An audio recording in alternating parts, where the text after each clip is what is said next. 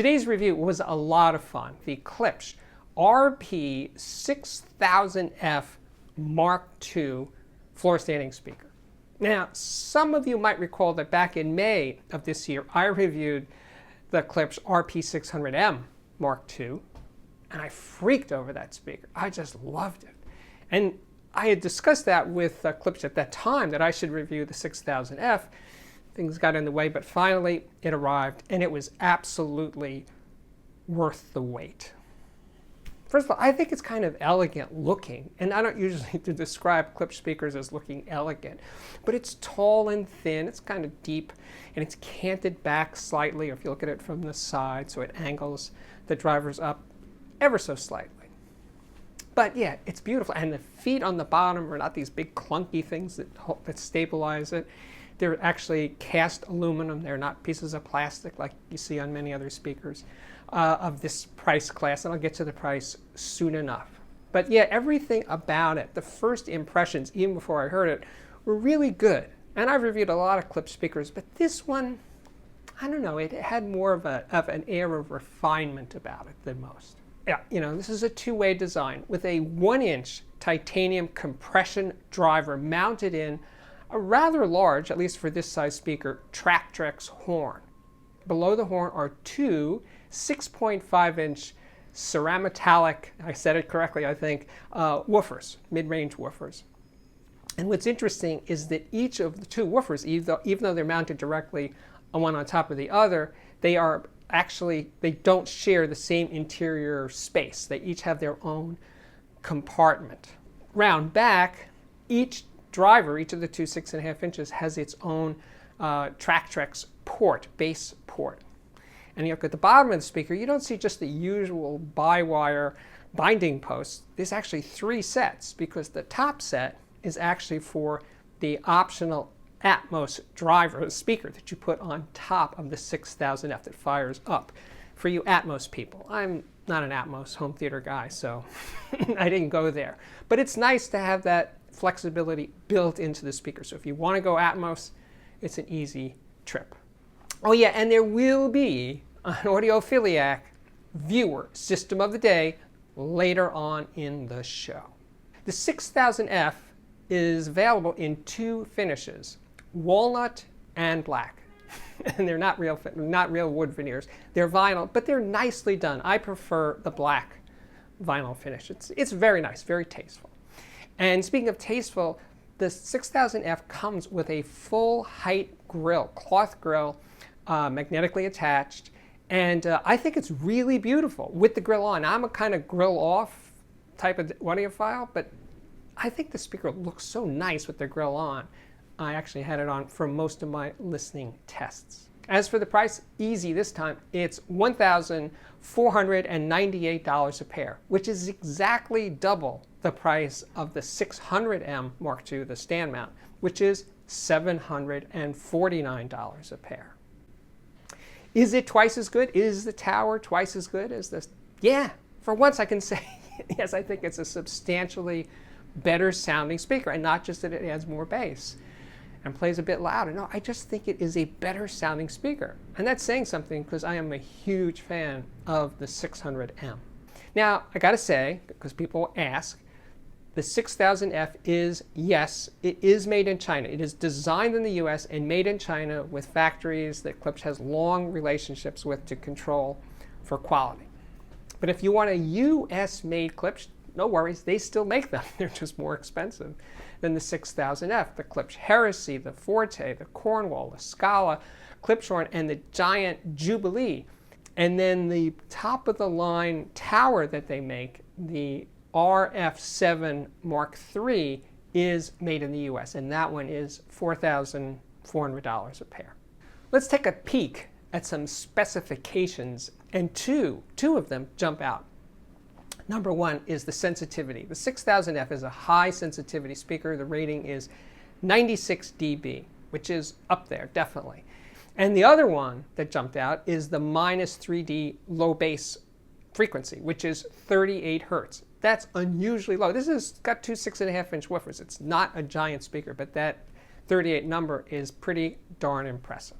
And actually, in my room, that it had no problem, meeting that spec. Absolutely goes into the 30 hertz range, no problem. The setup was a piece of cake. I just plopped the speakers in the usual position on that side of the room, where the cornwalls usually reside. Little tweaking, just a tiny bit of toe in, and that was it. Now, as for the electronics partnered with these speakers, that's where I decided to take some chances. The first one was, let's call it the real world system, and that was a Denon PMA 600NE, which is $500, and I matched with that an Oppo UDP 203 Blu-ray player. It's no longer made, unfortunately, and I bought that one when it was new, and it was $550. I did not use a DAC for this real world system. But then I said, this speaker sensitivity is so high, that 96 dB number, I gotta pull out the Decware Zen Triode amplifier. It's an integrated amplifier. It makes a mere 2.3 watts per channel. Would that actually work? Would that sound any good and play loud enough? Yeah. Anyway, that was system number 2. And the Decware, I wasn't using the Oppo Blu-ray player. That was using my main system. The digital part of it was a Blue Sound No 2i streamer and a Mola DAC, the Mola Tambaqui. Extremely expensive DAC, $14,000. And then for the preamp was a Labs XP30. And the amplifiers was basic, I really just used one in this ultra high-end system, and that was the the First Watt J2, which is about a 25 watt power amplifier. Oh, and the analog part of the system was the Parasound JC3 plus phono preamp, and the turntable was my new reference, the Technics SL 1200G, and the cartridges came and went, just a little of this, a little of that. But the main cartridge that I listened to was I wanted to be extravagant here, so I went for the Grado Epoch 3. I don't know if you guys have heard the new Billie Eilish EP. It's just 2 songs. It's called Guitar Songs. And it's so intimate and so real, and her voice sounds so good. It sounds untreated for the most part. It just feels very close up, but she's singing very quietly, and her brother is playing guitar, and it's just gorgeous. It's simply gorgeous. It sounds, was I going to say audiophile? Not exactly, but up there. Really, really nice. It's a break from pretty much everything I've heard from her before, and I haven't heard everything she's ever done. But this one really caught me by surprise because it just sounds so good. So anyway, she's singing the song, TV, and near the end of the song, I guess they recorded some of it at a concert, and the whole audience starts to sing along with her. So it goes from just this really small voice of Billie, and then it just opens up, and it's just freaking beautiful. So yeah, check that out. If you're into Billie Eilish, that's worth a listen. Okay, so the first LP that I played was this one. The name of the band is Talking Heads. It's a live 2 LP set. Came out, it was their first one actually, their first live record, and it has some of their really early stuff, and the sound is so immediate and alive. And the guitars, especially on the later tracks with Adrian Blue on guitar, they're so spiky and like that. Oh, it's so great. It is so great. And it feels live. I played that one really loud just to let it all wash over me. Yeah, it's just that energy, though. That's what I want from this kind of music, is that intensity, those hard edges, which are part of the sound of the music. And horn speakers, and certainly this one, can deliver that. Now, I also will quickly make mention that one thing that KLIPSCHs do really, really well is they can play loud well, but you can turn them way down and listen super quietly, like late night sessions, and not feel that urge to play it louder. Oh, if I can only play. No, it's okay. So played really quiet, very, very well, sort of medium levels, nice. Played really loud, so it doesn't get harder and harder and harder as you turn it up, but it's still very comfortable and very listenable and still draws you in at hushed late night levels. So I wanted to see what the speaker could do in the bottom end. Now, yeah, I already knew that with test tones, it goes down into the 30 hertz range. But what about with music? Music that has a lot of low frequency energy. So I popped on, I was streaming this new David Chesky album. It's called Graffiti Jazz. And you can stream it on Qobuz and Tidal, I'm pretty sure. And it's not really jazz, by the way. It's basically sampled music. It's not like the old Cheskys. It's not done in a church, live to 2-track, blah, blah, blah. It's not that kind of music at all. And it's not really jazz. So don't be frightened by the name jazz. But anyway, it's funky music. And it has incredible amounts of very deep bass. It really will exercise your woofers or subwoofers if you go there. But anyway, yeah, the amount of bass, energy, and the quality of the bass coming out of the 6000F II was very impressive. I mean, they're just 6.5-inch drivers. They're not 10s or 12s or 15s, right? So yeah, it can really shake the room. Not like a subwoofer. I'm not saying it can do subwoofer bass, but for a skinny tower speaker for this price, $1,500 a pair, it's pretty darn impressive. Then I wanted to compare and contrast the 6000F Mark II with the 600M, the stand mount speaker, the Mark II version. I have them here side by side, and I again played the Chesky Graffiti Jazz album. Guess what? The 600M sounds like a smaller speaker. It doesn't go down as low. It's not as dynamically alive.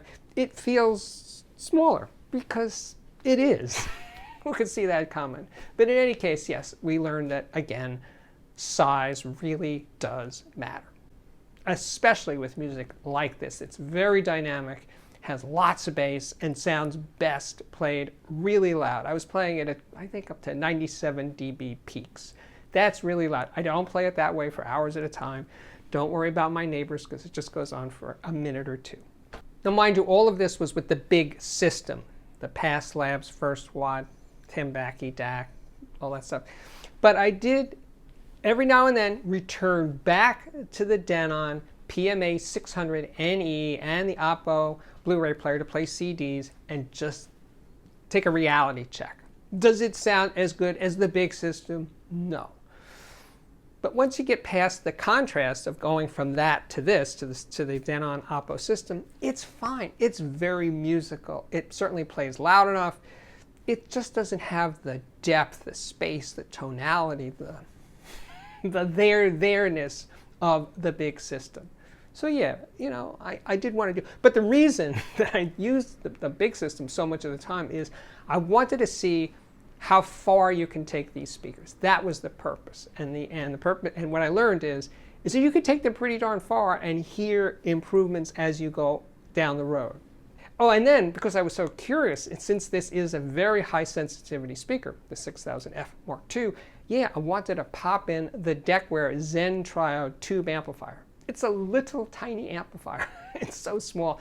And the power is small, only 2.3 watts per channel. But no worries, because this is such a high sensitivity speaker. It played reasonably loud, well into the 80 dB range. No problem. But you don't buy a 2-watt amplifier because you want to rock the house. No, this is about truth and beauty in acoustic music, in electronic music that's not played loud. I was just playing a really early Kraftwerk CD, and it was just stunning. Just the detail, the clarity, because this isn't a soft, mushy sounding amplifier. It's not that kind of tubey. It's actually pretty clear. So all the little textures and details buried in these Kraftwerk albums, you can absolutely hear it with the Decware driving the 6000F Mark IIs. I wanted something audiophile, really good recording. So I picked this one, this new Jane Ira Bloom album called Picturing the Invisible. Now, turns out this is a COVID recording, meaning the musicians, the 4 musicians on the album were never actually together in the room, you know, but it sounds like they were. It sounds so real. It's a very real recording, and the small scale dynamics and the really big dynamics are absolutely vivid. Now this is on the big system with the First Watt and the Pass and all that other stuff. So it sounded like people were playing in the room together, even though they weren't, which is kind of like mind-boggling to say the least. But that's the craft of it. And my friend Jim Anderson mixed this record, and he did an absolutely incredible job. You should really check it out. Don't be afraid. It's not really jazz. It's jazz, but check it out. I think you'll enjoy it. You don't have to be a jazz person to hear the magic in the sound of this recording. Continuing with Jane Ira Bloom, because it's such a good recording, I brought out the Buchardt S400 Mark IIs. Now those are stand mount speakers. They're not that big, but they sound big. And I compared them to the 6000Fs with Jane's music. And right away, one thing was very obvious, that the Buckhardt's top end is just clearer, more transparent, just more detail, but not hard detail. It just sounded better, more extended. And returning to the 6000F, it got darker, less clear. I could hear all the little shimmery details were softer and muddled sounding comparatively compared to what I was getting from the Buchardt S400 Mark II. But anyway, so there was that. But in terms of the dynamic part of the music and playing it loud, that's where the 6000F pulled ahead, because it just had more drive to it. It just had more power behind it. Same amplifier, by the way, for both. But it just sounded more like human beings playing in a room. That's the way it rolled. So yes, the Buchardt did wind up sounding like the smaller speaker because, well, that's what it is. So next up was this incredible recording by Anna von Haswolf. Yeah, I think I'm getting that right. It's called Ceremony. And I guess you could tell, subtle hint, that on the cover there, that organ, yes, that's her instrument. That's what she's playing. It's not an electronic keyboard or anything. It's the real deal. And you can feel that organ breathe over really good speakers. It just has this, well, organic quality, but just the sound of air moving through pipes, because that's what a pipe organ is, right? And the 6000F did a phenomenal job. And by the way, her music is, she sings, and she's got this incredible soaring vocal, but the music has, to me at least, and there's electronics mixed in there and occasionally electric guitars and drums and stuff, but the organ is front and center most of the time. But it has kind of a Pink Floyd, Dark Side of the Moon era vibe to it, or maybe even a little before Dark Side of the Moon type Pink Floyd thing going on. Anyway, it's a phenomenal recording. Really, really good, and one that is terrific. I don't use it often enough because it got buried in a pile. But anyway, it really lit up the 6000Fs. So yeah, I did play some rock music. Of course I did. I mean, I got hung up on the Rolling Stones, the good period, the late 60s, early 70s stuff, like Sticky Fingers is a freaking masterpiece, Beggar's Banquet, that kind of thing. And they're not perfect recordings. Most Rolling Stones recordings are pretty iffy in terms of their quality, but in terms of what they communicate, they're at the top of the heap for rock music, for me, my personal taste.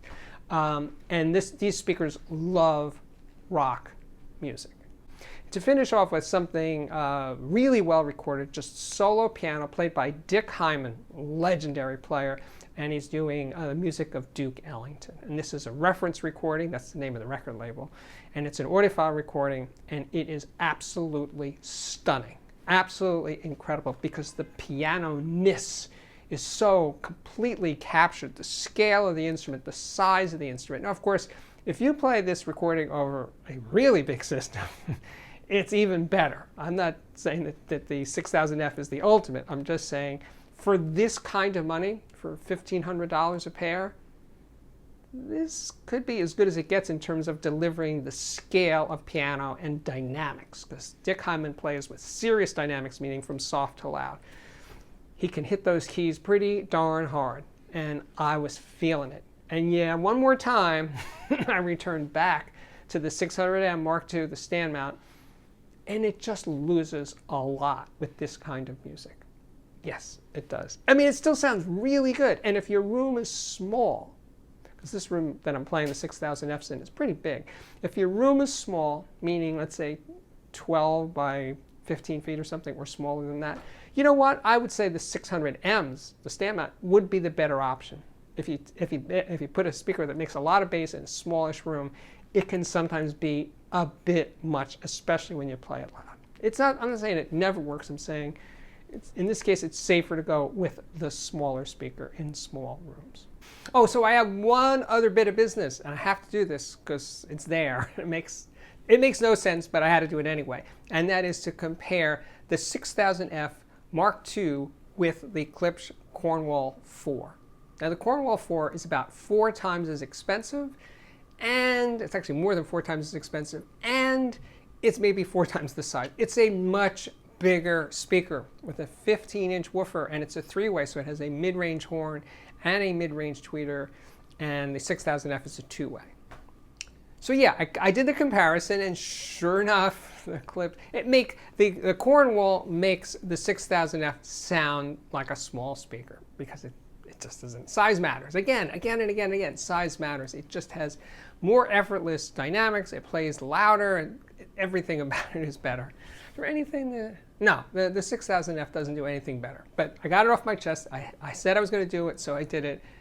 And there you go. If you got the bucks and you got the space for a really big speaker, whether it's the Cornwall 4 or something else, and you like to play music loud, go big. Yes, go big. Go as big as you can get away with. I recommend it highly. All right, so now it's time for, so Steve, what did you really think of the KLIPSCH RP-6000F Mark II?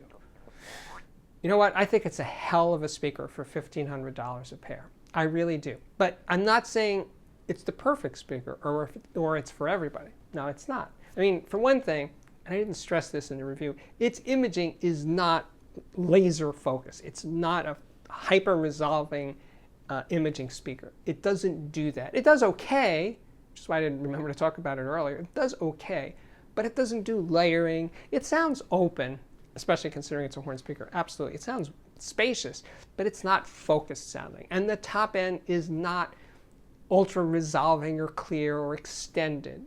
It's good. It doesn't call attention to itself, but compared to something like the Buchardt S400 Mark II, that's clearly better. Pun intended. So yeah, but the bottom end of this speaker, again, considering it has just 2 6.5-inch woofers, pretty freaking phenomenal. It really is. But it's an enjoyable speaker. That's what it does. I mean, I kept playing record after record. I'd have so many more notes than I'm ever going to get to because I just kept digging the speaker. So that's a good sign. That's always a really, really good sign. And speaking of good signs, yes, it is truly right now, time for the Audiophiliac Viewer System of the Day. Hey, this one comes from Sean, and this is his system. Speakers, focal area 948. The sub is a Sioux Research ULS-15 Mark II. The amps are VTA M125, I don't know what that is, and the tubes themselves are KT120s. The preamp is Van Alstyne FET valve. Phono pre, Project 2 Box DS2. Turntable EAT C major with an Audiophiliac Quintet black cartridge. Streamer is by Cambridge. It's a CXN CD player. Also Cambridge AXC35. And then there's a Furman Elite 20 power supply. Thanks, Sean. Okay, we are back. My name is Steve Guttenberg, and yes, it's true. I am the Audiophiliac, and I want to thank you guys for being here, watching this far into the video. That's pretty incredible, so thanks. So whether you're watching here in the United States, or in Canada, or the UK, or Australia, or Lithuania, or Germany, or Denmark, or Japan, wow. That's what I say. Wow, thank you for being here. You guys might know, I've mentioned it once or twice, I'm coming up on the 5th anniversary of the channel. I think it's on August 14th. I'm not sure what I'm going to do to celebrate that day, but it'll be something. And if you'd like to help support the channel, here's how you do it. Join my Patreon. So consider that. Please do. What else we got? Well, you should watch some of these other videos I've done. You know, almost 1,300 videos. There's playlists for interviews. You know, I think my interviews, well, I have so much fun doing them. I absolutely do. I just did one that's going to post after this review with Yale, who owns a small record company and a very strange combination of audio, and just a guy who has an interesting perspective on music and sound. And that's going to post, I believe, on Monday or Tuesday, this coming Monday or Tuesday. Please watch that. But the interview that I did with Frank, who owns a great restaurant that I eat in, I think it was hilarious. And of course, Joe the Cop, which might be the all-time viewer favorite interview that I've ever done. He's an ex-cop, and he built his own speakers, and he was building his own turntable, and he's just, wow, he's just a big wow, and he's separated into two parts. I will link them below. I'll link the ones I just mentioned below. Okay, so I think we've done it. I think I am now said everything I could possibly say other than thank you again for watching, and I really, really do hope to see you back here again very, very soon. Bye-bye.